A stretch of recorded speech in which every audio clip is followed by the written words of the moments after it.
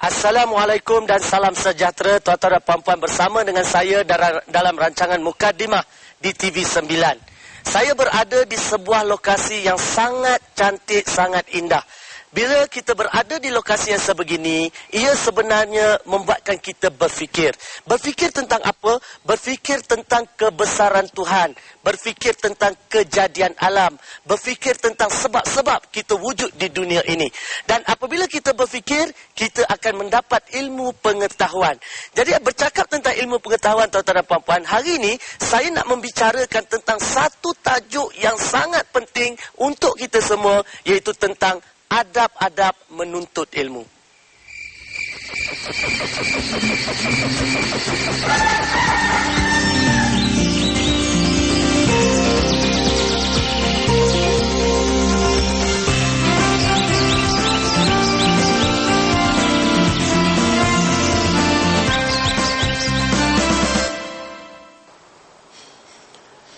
Alhamdulillah, kali ini kita membicarakan tentang adab-adab menuntut ilmu. Sebenarnya tuan-tuan dan puan-puan, menuntut ilmu ini memang wajib bagi lelaki dan perempuan, amat disarankan oleh agama kita.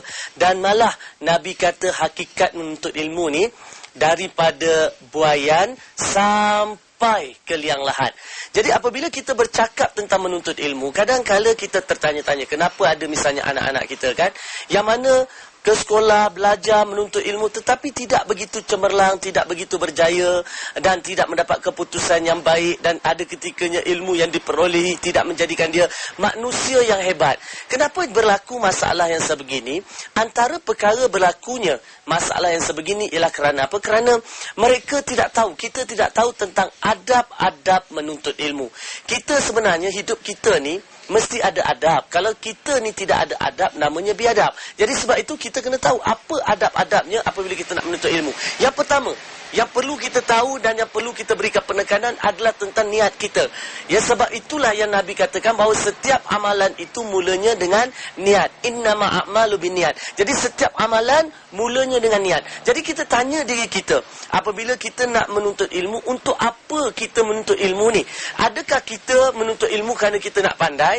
Adakah kita menuntut ilmu sebab semua orang belajar, semua orang ke sekolah, semua orang ke universiti, maka kita rasa bahawa seolah-olah sesuatu yang tak kena kalau kita tak pergi? Ataupun adakah kita menuntut ilmu kerana kita nak orang pandang kita, kerana kita nak orang puji kita, hebat dan sebagainya, orang sanjung kita? Ataupun kita nak menuntut ilmu kerana kita nak mengumpulkan harta kekayaan, kerana kita nak mengembangkan pengaruh kita? Apa sebenarnya tujuan kita menuntut ilmu? Memang benar, apabila kita menuntut ilmu, kita ada sebab-sebab di dunia mungkin, dan juga ada sebab-sebab di akhirat. Tetapi ilmu apabila kita tuntut kerana untuk mendekatkan kita dengan Allah, itulah ilmu yang terbaik. Misalnya, paling mudah kita belajar misalnya ilmu-ilmu dunia, teknologi, sains. Kita belajar tentang kejuruteraan. Kita ambil contoh jurutera lah, yang membina sebuah empangan air yang besar. Ya, sebab kita minum air minuman kita, air pipe kita, dia bukan secara langsung datang daripada sungai. Dia perlu diampang, mesti ditadah, ya, mesti diproses dan sebagainya. Jadi kita ambil misalnya jurutera yang membina empangan yang cukup besar. Maka kita lihat jurutera ni mungkin pada mata pandangan kasar kita lihat dia melakukan sesuatu pekerjaan itu hanya untuk dunia, ialah untuk memberikan bekalan air kepada manusia. Tetapi sebenarnya apabila kita perhatikan yang dikatakan jurutera ni tadi, kalau niatnya berikhlas, niatnya jelas bahawa dia menjadi seorang jurutera, membina empangan kerana apa? Kerana nak membawa kemakmuran kepada dunia, nak memberikan sesuatu kepada masyarakat dan seterusnya, untuk mendapat keredaan Allah. Dan maka akhirnya jurutera itu akan mendapat sesuatu di dunia dan juga di akhirat. Maknanya dapat dua. Dunia dia dapat, akhirat pun dia dapat. Dunia dia dapat kerana dia membawa sesuatu kebaikan kepada orang di dunia, ya, masyarakat mendapat nikmat daripada air bersih itu tadi. Dan akhirat dapat kerana apa? Kerana dia melakukannya dengan niat yang jelas, iaitu nak mendapat keredaan Allah. Jadi sebab itu kita, apabila kita nak menuntut ilmu, adab pertama kita kena tahu niat kita, betul-betul pegang dan tahu ada niat kita. Itu yang pertama. Yang kedua, apabila kita menuntut ilmu, adab yang kedua, apabila kita duduk dengan guru, kita duduk dalam kelas, kita mesti memberikan yang terbaik. Ini yang masalah dia. Kita mesti memberikan yang terbaik. Kenapa kita mesti memberikan yang terbaik? Sebab kebanyakan ilmu tu yang dapat kepada kita kadang-kadang tidak diberkati kerana kita sebagai murid, kita sebagai orang yang mencari ilmu, kita tidak misalnya duduk dan memberikan pandangan tumpuan yang sungguh-sungguh kepada guru. Ramai orang, dia tak sungguh-sungguh tumpu. Dia duduk dalam kelas misalnya belajar. Kita ambil anak-anak kita. Dia tidak ada adab. Duduk dalam kelas. Cikgu mengajar dekat depan. Apa dia buat di belakang? Dia sembang-sembang dekat belakang. Dia bermain, dia bergurau senda. Dia usik kawan. Kadang-kadang dia menyakitkan hati guru. Bila ditegur, dia marah pula cikgunya. Maka kita ni, bila kita tidak ada adab, maka itulah akibatnya bila hidup tidak ada adab, belajar tidak ada adab, maka ilmu yang kita peroleh itu tadi, ilmu-ilmu yang tidak diberkati. Maka sebab itulah kita perlu buat bersungguh-sungguh. Jadi sebab itu untuk kita mendapat yang terbaik lah ya, apabila kita belajar dengan guru, pertama bila kita duduk, kita cuba duduk depan guru. Dapatkan tempat duduk yang paling depan. Itu adabnya. Kalau boleh rapat dengan guru. Dan kalau kita dalam satu kumpulan yang ramai, bila kita duduk rapat-rapat. Jangan jarak-jarak. Sebab tu saya setiap kali bila saya buat program, kalau melibatkan 100-200 orang murid, 100-200 orang peserta, saya lebih suka apabila tidak menggunakan meja. Biar hanya kerusinya dan dalam keadaan status style. Sebab apa? Sebab apabila ada meja, meja itu menjadi penghalang antara murid nak mendengar dengan kita. Jadi sebab itu kita keluarkan meja, biar mereka ni duduk rapat-rapat. Sebab ilmu apabila kita belajar duduk rapat-rapat, lebih rapat dengan guru ni, maka lebih berkat. Jadi sebab tu, bila kita nak belajar, buat bersungguh-sungguh dan duduk rapat-rapat. Itu adab. Dan adab yang ketiganya, kita kena diam. Waktu guru mengajar ni, jangan bercakap-cakap. Diam, mendengar betul-betul, memahami sungguh-sungguh, ya, dan kita mencerap segala maklumat yang diperolehi itu tadi. Ini adalah adab apabila kita berguru. Dan seterusnya, apa yang perlu kita lakukan? Kita perlu catat. Kita lihat waktu zaman Nabi SAW. Apabila Nabi menyampaikan ilmu, sahabat-sahabat ni tadi, dia bukan sekadar mendengar, dia bukan sekadar memandang, dia bukan sekadar orang kata memahami, tetapi dalam masa yang sama, mereka ni mencatat. Dia catatlah dekat kulit kayu, catat dekat kulit pokok, catat di mana sahaja tempat yang dia berasa dia boleh catat, semata-mata untuk apa? Untuk memastikan agar ilmu-ilmu yang diperolehnya ini tidak hilang. Maka sebab itu mencatat ini adalah salah satu adab menuntut ilmu. Jadi kita sebagai murid, apa yang perlu kita lakukan? Kita perlu catat. Hari ini kita boleh catat. Catatlah dalam nota. Kalau ada, katakan kita ni pelajar IPT, boleh bawa notebook. Bawa type terus, masukkan maklumat tu dalam notebook kita. Sebab catatan yang kita buat ini adalah rujukan bagi kita, rujukan bagi orang lain. Dan yang paling penting, kita boleh semak semula kalau ada perkara yang kita kurang jelas dan kita kurang faham dengan apa yang telah disampaikan kepada kita. Jadi insya-Allah dengan perkara-perkara yang telah saya jelaskan, yang telah saya sampaikan sebentar tadi, kita telah faham tentang adab-adab menuntut ilmu buat seketika. Dan insya-Allah kita akan sambung lagi nanti. Selepas ini, apakah adab-adab yang lain? Jangan ke mana-mana.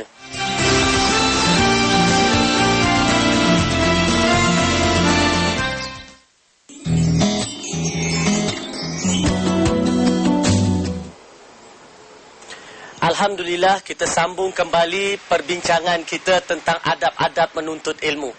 Apakah pula adab yang seterusnya yang perlu ada apabila kita menuntut ilmu? Apabila kita menuntut ilmu, adabnya ialah kalau tidak faham, tanya. Ini masalah bukan sahaja pada kita, tapi kebanyakan anak-anak kita, pelajar-pelajar kita. Apabila mereka menuntut ilmu, mereka begitu berat mulut untuk bertanya. Seolah-olah apabila bertanya, orang tahu kita ni tak tahu, orang tahu kita ni bodoh, orang tahu kita ni lemah, maka seolah-olah itu sesuatu yang buruk bagi kita. Apa tujuan kita belajar? Apa tujuan kita menuntut ilmu? Kita menuntut ilmu dari tak tahu menjadi tahu, dari tak faham menjadi faham, dari tak boleh menjadi boleh. Jadi ini adalah merupakan tujuan. Jadi kalau kita menuntut ilmu hanya kerana nak hadir ke kelas, adakah menuntut ilmu itu hanya kerana kita tak ponting dan sebagainya, kita jadual kedatangan kita penuh, maka kita telah menuntut ilmu dengan cara yang terbaik? Tidak. Kita datang ke sekolah, kita pergi ke masjid, kita pergi ke seminar, kita pergi ke mana saja. Tujuannya adalah untuk mendapat sesuatu, untuk memahami sesuatu yang baru. Jadi sebab itu, apabila kita tidak faham, adabnya bertanya. Ya, jangan kita biarkan perkara yang kita tidak tahu ini bersarang dalam diri kita. Malah kajian saya, tuan-tuan dan puan-puan, dengan anak-anak kita, yang menjadikan mereka ini kecewa, yang menjadikan mereka ini malas dan sebagainya, adalah disebabkan mereka ini mengumpul perkara-perkara yang tidak faham.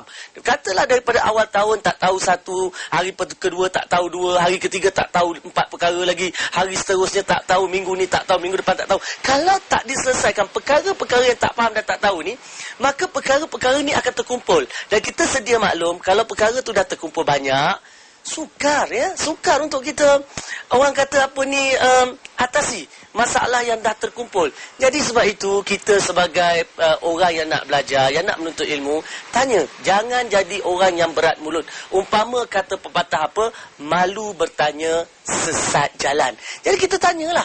Ya, jadi itu adalah antara perkaranya. Yang seterusnya, apabila kita menuntut ilmu ni, kita hendaklah bersungguh-sungguh, ya, bersungguh-sungguh dalam menuntut ilmu. Ini adab. Ya, bukannya maknanya kita duduk dalam kelas, kita belajar, kita buka buku, kita buat sekadar melepaskan batuk di tangga, buat dalam keadaan bermain-main. Tidak. Kita bersungguh-sungguh. Sebab apa? Sebab Nabi pesan, orang yang baik adalah orang yang apabila melakukan sesuatu pekerjaan, mereka melakukannya dengan cara yang paling baik. Jadi pekerjaan kita ketika itu adalah nak belajar, nak menuntut ilmu, nak mencari sesuatu yang bermanfaat. Jadi oleh sebab itu kita perlu bersungguh-sungguh. Ya, kita duduk, kita berikan kesungguhan kita, kita tumpu sungguh-sungguh, kita faham sungguh-sungguh. Dan kesungguhan ini adalah antara adab-adab. Sebab kalau kita perhatikan dalam kelas, ya, kita tengok dalam kelas, kita pergilah ke mana-mana bila kita duduk dalam kelas ni, cikgu ni, yang kata cikgu yang ada dalam kelas ni, cikgu akan lebih bersemangat apabila mereka mendapat respon daripada murid. Ya, ini yang ada pada cikgu yang kadang-kadang kita sebagai murid tak faham. Kalau kita tengok cikgu-cikgu yang nak masuk kelas, kalau dia tahu dia nak masuk kelas nombor 1, kelas pertama, dia semangat dia lain tau. Dia semangat, dia rasa persediaan dia kena buat banyak, kemudian dia rasa nak berikan yang terbaik, nak bersungguh-sungguh. Sebab apa? Sebab dia berhadapan dengan pelajar-pelajar yang berkualiti. Tetapi apabila dia tahu dia nak masuk kelas, nak mengajar di kelas yang hujung, ketika itu semangat dia pun jatuh. Kenapa semangat dia jatuh? Sebab dia tahu bahawa kelas yang hujung ini tak bersungguh-sungguh, main-main, buat kerja pun lepaskan batuk di tangga. Dan kadang-kadang mungkin kelas-kelas yang hujung ni, dia belajar pun sambil lewa. Jadi ini memberi kesan kepada guru yang nak mengajar. Jadi sebab itu, kita sebagai seorang yang nak menuntut ilmu, antara perkara yang perlu kita tunjukkan kesungguhan. Dengan cikgu kita tunjuk sungguh-sungguh, kita tunjuk yang kita nak belajar. Kita perhatikan sampai cikgu nampak muka kita, naik semangat dia, naik motivasi diri dia. Bersungguh-sungguh lagi dia mengajar kita. Dan masa kita belajar tu tadi, cuba bila perkara yang kita faham, angguk-angguk, tanda kita mengikuti apa yang disampaikan oleh guru tersebut. Jadi ini adalah merupakan adab-adab yang perlu kita jaga. Bersungguh-sungguh, jangan cepat putus asa. Ini satu lagi, kadang-kadang kita cepat putus asa bila sesuatu subjek, sesuatu perkara yang kita nak belajar susah sikit, maka kita pun tak payahlah, kita kata benda ni susah. Mana ada benda yang mudah dalam hidup kita? Banyak perkara yang kita hadapi dalam hidup kita memang bermula dengan perkara yang susah-susah. Tetapi ia akan menjadi mudah apabila kita istiqamah. Yang sifat istiqamah ini yang tidak ada. Jadi antara perkara yang saya nak tekankan adalah dalam kita menuntut ilmu, adabnya kena istiqamah. Selain bersungguh-sungguh tadi, beristiqamah maknanya kita buat setiap hari, ulang kaji setiap hari. Contohlah, katalah orang tu terlibat dengan hafalan. Ya, dia nak menghafal ayat-ayat Al-Quran. Kalaulah dia tidak menghafal ayat-ayat Al-Quran ni tiap-tiap hari, main ikut mood, kadang-kala rajin dia hafal. Kalau dia rasa malas, dia tak hafal. Seminggu 2 kali, seminggu 3 kali menghafal. Adakah kita rasa anak ini akan cepat menjadi hafiz? Takkan mungkin. Jadi sebab itu bila kita menuntut ilmu, kita kena istiqamah. Istiqamah adalah antara perkara yang penting sebagai satu adab antara kita dengan guru kita dan sebagainya. Baik. Yang seterusnya juga, kita kena adab menuntut ilmu ni, kita kena hormati cikgu. Sebab guru kita ni adalah merupakan sumber ilmu itu. Jadi kita kena hormati cikgu, kita kena jangan, ini ada budaya jangan mengejek cikgu, ada budaya mengejek cikgu, mengajuk cikgu, kadang-kala mempersendakan cikgu, mengata cikgu. Macam mana nak datang keberkatan kalau kita tak jaga adab kita dengan guru kita sendiri? Jadi sebab itu kita dengan cikgu, kita kena tahu menghargai dia, kita kena pandai ambil hati dia, kita kena berikan respon-respon positif kepada dia, kita rajin bertanya. Dan ini membuatkan cikgu tu tadi, dia mula rasa seronok. Dia rasa seronok. Sebab apa dia rasa seronok? Sebab dia tengok murid-murid ini adalah orang yang sentiasa bersungguh-sungguh memberikan yang terbaik kepada dia tu tadi. Jadi adabnya ialah kita kena hormat cikgu kita. Ya, kalau boleh beri hadiah, apa salahnya kita berikan hadiah kepada cikgu, kita angkat barang cikgu. Ini semua adalah adab menuntut ilmu. Dan kalau kita ingat baliklah nenek moyang kita dulu, apabila dia belajar agama di pondok ataupun di masjid, kadang-kala kerana sayangnya dia pada guru ni tadi, siap bawa hadiah pisang setandan, buah-buahan sebakul, bagi pada cikgu ni sebagai menghargainya. Tuan-tuan dan puan-puan, antara perkara lain yang tentang adab-adab menuntut ilmu ni adalah apabila kita menuntut ilmu, kita perlu amalkan ilmu tersebut.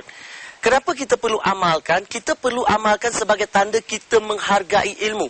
Sebab itu kita perlu mengamalkannya. Dan apabila kita mengamalkan ilmu-ilmu yang kita perolehi, maka kita tidak akan lupa. Sebab kadang-kala apabila kita belajar, kita rasa kita ingat, kita rasa kita tahu. Tetapi apabila kita tidak mengamalkan, sebulan, 2 bulan, maka ilmu itu akan hilang.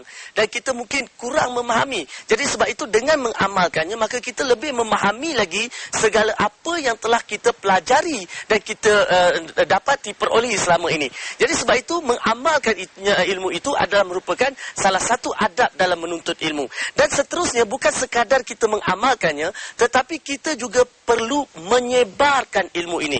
Menyebarkannya dalam bentuk pertama, mengajarkannya kepada orang lain. Dan sememangnya kita sedia maklum bahawa antara perkara yang akan kita bawa selepas kita mati nanti adalah ilmu yang bermanfaat. Jadi sebab itu kenapa tidak, apabila kita hidup, kita menuntut ilmu, kita dah faham, kita dah mahir, maka kita ajarkannya pula kepada orang lain, maka orang lain akan mendapat manfaat, di samping kita akan mendapat manfaat di akhirat nanti. Dan orang akan mendapat manfaat daripada ilmu kita itu tadi, dan tidaklah nanti ilmu yang kita perolehi dibawa bersama kita ke kubur. Maknanya tak hilang ilmu itu tadi sebab kita dah ajarkan. Dan di samping kita mengajarkannya, sebar-sebarkanlah. Banyak bentuk cara kita boleh menyebarkan ilmu. Kita boleh menyebarkan ilmu dengan menulis buku, menulis artikel, sekarang ni menulis laman-laman blog. Sekarang kita boleh menyebarkan ilmu dengan cara mungkin dalam bentuk VCD, dalam bentuk multimedia.